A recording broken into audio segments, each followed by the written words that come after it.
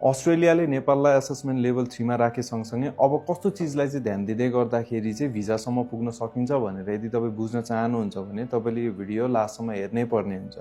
As per my experience र मैले बुझेसम्ममा मैले 2-4वटा पोइन्ट्सहरू तपाईँहरूलाई भन्न चाहदैछु। त्यो पोइन्ट्सहरूले चाहिँ तपाईँलाई पोजिटिभ आउटकमसम्म कसरी ट्रेस गर्छ भन्ने विषयमा चाहिँ रिफ्लेक्ट गराउँछ। तपाईँहरूले फर्स्टली बुझ्नु पर्यो तपाईँहरूले कस्तो खालको एजुकेसन प्रोभाइडर्समा चाहिँ आफ्नो एप्लिकेसन हाल्दै हुनुहुन्छ, कुन लेभलमा भएको एजुकेसन प्रोभाइडर्समा प्रोसेस गर्दै हुनुहुन्छ त्यो बुझ्नु पर्यो। सेकेन्ड भनेको तपाईँले कस्तो खालको कोर्समा चाहिँ अप्लाई गर्नुभएको छ, त्यो कोर्स चाहिँ तपाईँको पहिलाको पढाइसँग रिलेट हुन्छ हुँदैन, या चाहिँ तपाईँको करियर प्लानसँग रिलेट हुन्छ हुँदैन, तपाईँले त्यो बुझ्नु पर्यो। अर्को भनेको तपाईँले इन्कम सोर्सेसका डकुमेन्ट्सहरू जे सो गर्नुहुन्छ त्यो सो गर्नुभएको डकुमेन्ट्सको पनि फर्दर सपोर्टिङ डकुमेन्ट्सहरू प्रपरली प्रोभाइड गर्न सक्नुहुन्छ हुँदैन, त्यो याद गर्नु पर्यो। र नेक्स्ट थिङ भनेको इङ्ग्लिस ल्याङ्ग्वेज प्रोफिसियन्सी टेस्टको स्कोरले चाहिँ म्याटर पनि गर्छ।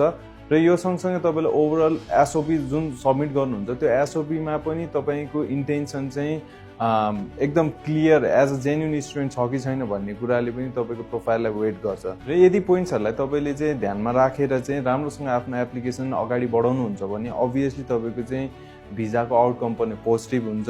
यदि तपाईँ फर्दर केही अस्ट्रेलियाको बारेमा बुझ्न चाहनुहुन्छ र आउने इन्टेकको लागि आफ्नो एप्लिकेसन प्रोसेस गर्न चाहनुहुन्छ भने तपाईँ हाम्रो office VET international studies visit गर्न सक्नुहुन्छ, अथवा तपाईँले दिएको टेलिफोन नम्बरमा आफ्नो क्वेरिजहरू एड्रेस गरेर आफू क्लियर भएर प्रोसेस गर्न सक्नुहुन्छ। Thank you.